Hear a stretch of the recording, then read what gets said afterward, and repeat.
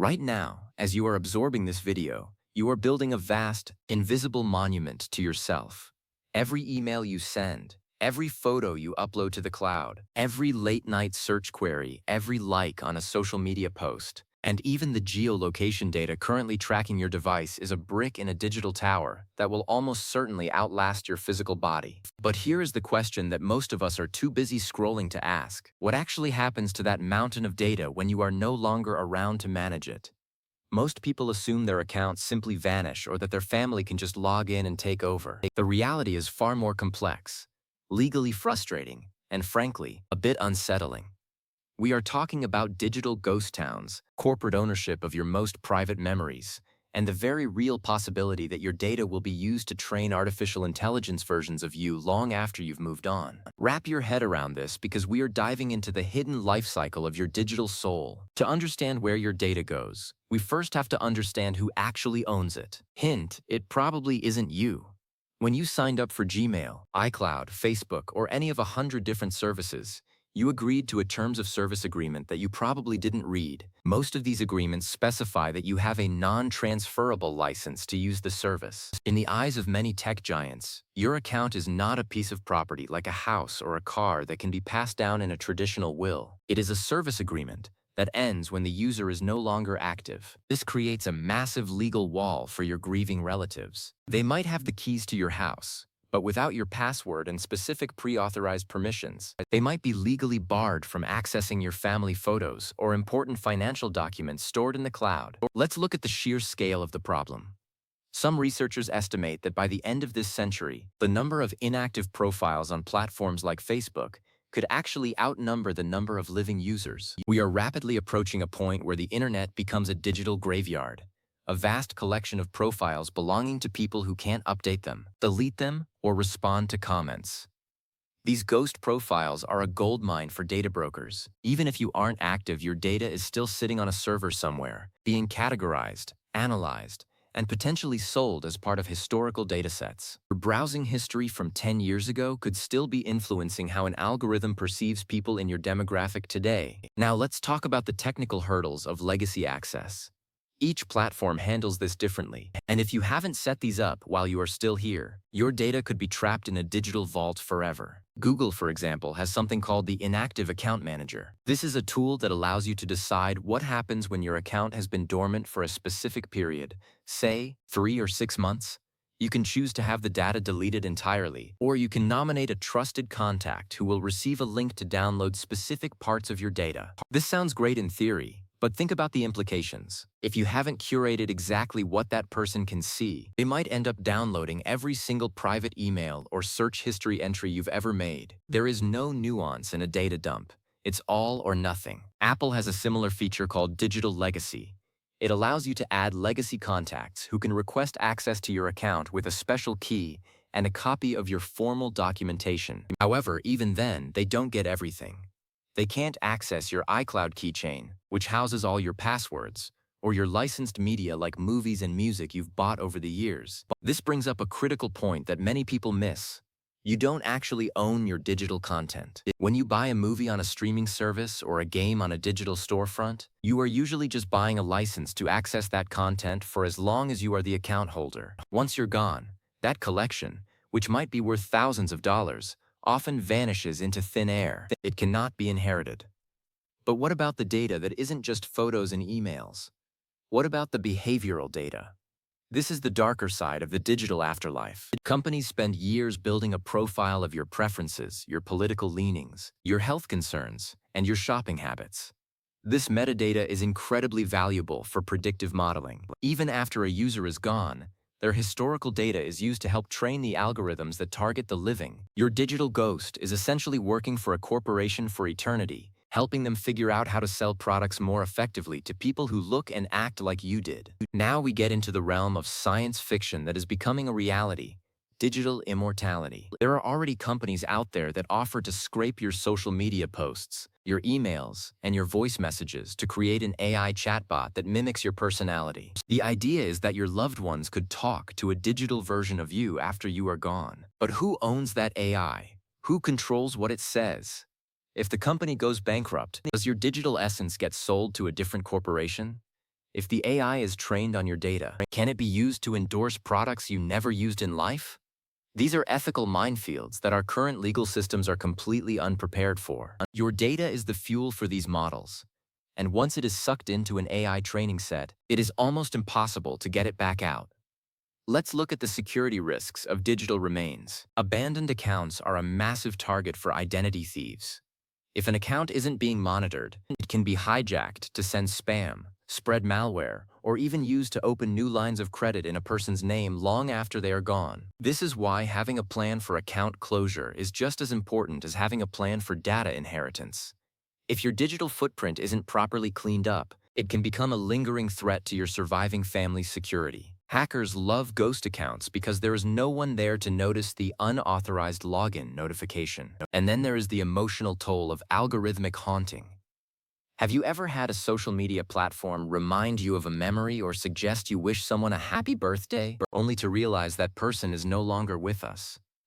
These algorithms are designed to maximize engagement by tugging on emotional strings, but they don't understand the context of human loss. They see a high engagement profile and keep pushing it into people's feeds. This creates a situation where the digital version of a person continues to pop up in the daily lives of their friends and family, sometimes in ways that are deeply upsetting. The data is persistent, even when its context is gone. So what can we actually do to take control? The first step is a digital audit. You need to know exactly where your data is living. We aren't just talking about the big ones like Facebook and Google. Think about your old Dropbox accounts, your niche forum memberships, your gaming accounts, your cloud storage for work, and your password managers. If you use a password manager, and you absolutely should, that is the skeleton key to your entire digital life. Some password managers have an emergency access feature that allows you to nominate a person who can request access to your vault. If you don't respond to the request within a certain time frame, they are granted entry. This is perhaps the single most important step you can take. If someone has access to your password manager, they have the ability to go in, download what needs to be saved, and systematically close down the accounts that shouldn't persist. But we have to talk about the physical hardware too. Your phone and your computer are encrypted. If your family doesn't have the passcode to your phone, there is a very high probability that the data on that device is gone forever. Even the world's best forensic experts struggle to get into modern, encrypted smartphones without the user's consent or code. If those devices contain the only copies of precious family memories, they are essentially high-tech paperweights.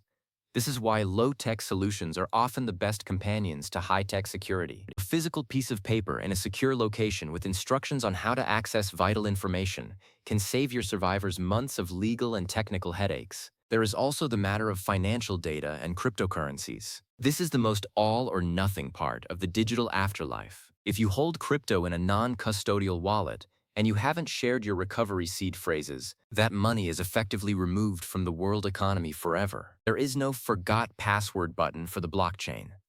Billions of dollars worth of Bitcoin are currently sitting in addresses that will never be accessed again because the owners didn't set up a digital inheritance plan. The same goes for two-factor authentication. If your bank account requires a code from an app on your phone, and no one can get into your phone, your family might be in for a long, grueling process with the bank's legal department to prove their right to those funds. Let's discuss the right to be forgotten. In some jurisdictions, like the European Union under GDPR, there are laws that allow for the deletion of data. However, these laws are primarily designed for the living. The post-mortem privacy rights of individuals are a legal gray area in most of the world. Once you are gone, your privacy rights often evaporate, leaving your data at the mercy of the platform's internal policies. Some platforms, like Twitter, now X, historically had a policy of deleting inactive accounts, but this was met with backlash from people who wanted to preserve the tweets of their loved ones as a form of digital archive. This highlights the tension between two conflicting desires: the desire for privacy and deletion, and the desire for preservation and memorialization. The dark truth referred to in the title is the fact that we are currently the first few generations in human history to leave behind a perfectly mapped, high-resolution record of our internal lives. Our ancestors left behind letters and diaries, which were physical and usually only read by a few people. We are leaving behind every impulsive thought we've ever typed into a search bar, every private conversation, and a record of our movements down to the meter. This data is permanent, searchable, and potentially immortal. It is a new form of haunting, where the past is never truly gone. It's just sitting on a server in a cooling facility in the desert, waiting to be queried. Think about the implications for your reputation. We all have different versions of ourselves. The version of you that your parents see is different from the version your boss sees, which is different from the version your friends see. But your digital data is a composite of all of them. If someone gains full access to your digital legacy, they see the unfiltered whole. They see the secrets you never intended to share with anyone. This brings up the question of whether we should have a digital will that specifically instructs certain data to be deleted without being seen by anyone. Some services are starting to offer automated deletion of certain folders or histories upon proof of passing, but it's still in the early stages. Another fascinating aspect is the data broker ecosystem. There are companies whose entire business is buying and selling data about people. They build shadow profiles on individuals, even if they don't have accounts on certain platforms. When a person passes away, that data doesn't necessarily get marked as incaptive. It simply shifts in value. It becomes part of a historical profile used for longitudinal studies or generational marketing. Your data continues to be a brick in the wall of a massive surveillance capitalism machine. The corporation doesn't care if you are breathing. They only care if your data is useful for their models. We also need to consider the impact on the environment. Storing all of this dead data requires a massive amount of energy. Huge data centers full of hard drives are spinning 24/7 just to keep the photos and posts of millions of deceased individuals accessible. As we continue to upload more high-resolution video and 3D data, the carbon footprint of our digital afterlife will only grow. At some point, platforms may be forced to start deleting old data simply because the physical cost of keeping it is too high. This could lead to a digital dark age where a decade of human history is lost because a cloud provider went out of business or decided that hosting old accounts wasn't profitable anymore. What is the best-case scenario? The best-case scenario is intentionality. Right now, most people's digital afterlife is a chaotic mess of accidentally preserved data and accidentally lost memories. By taking an afternoon to set up your Google Inactive Account Manager, your Apple Legacy Contact, and your Password Manager's emergency settings, you are making an active choice about your legacy. You are deciding what parts of you remain and what parts are allowed to fade away. You are essentially cleaning up your digital room before you leave. There's a psychological component to this as well. We are the first humans who have to manage our own digital ghosts. For some, the idea of their social media profile staying up as a memorial is comforting, a place for friends to gather and share stories. For others, it's a source of anxiety. They don't want their unpolished self to be the one that is remembered. If you fall into the latter camp, you might want to look into services that offer account scrubbing or automated deletion scripts that trigger after a period of inactivity. Let's talk about those burner accounts.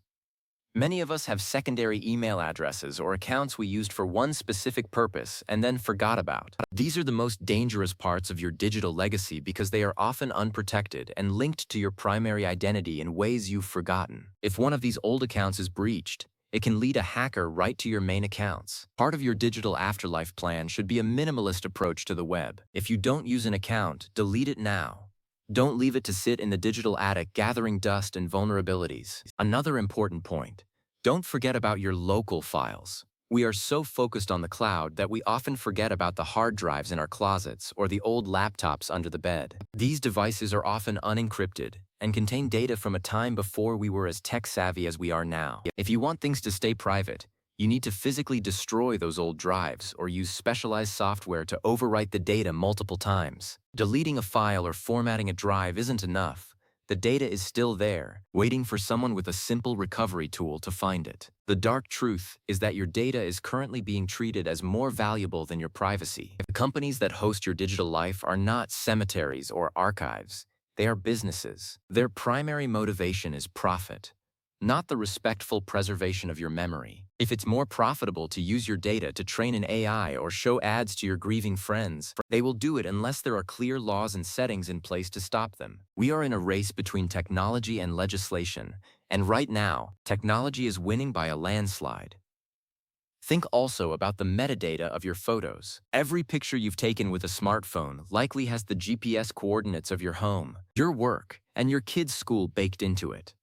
If your family inherits your photo library and shares those photos publicly in a tribute, They might accidentally be leaking sensitive location data to the entire world. This is why digital literacy is so crucial, not just for us, but for the people we leave behind. They need to know how to handle the data we give them. In the end, your digital footprint is a shadow. In the physical world, your shadow disappears when the light goes out. In the digital world, the shadow stays. It stays on the servers of Google, in the databases of Meta, in the backups of your ISP, and in the archives of data brokers. It is the most detailed record of a human life ever created. And yet, for all its detail, it is fragile. It can be deleted by a server error, encrypted by a ransomware attack, or locked behind a forgotten password forever. We need to start treating our digital legacy with the same importance that we treat our physical one. We wouldn't leave our house and all its contents to be handled by a random corporation without any instructions.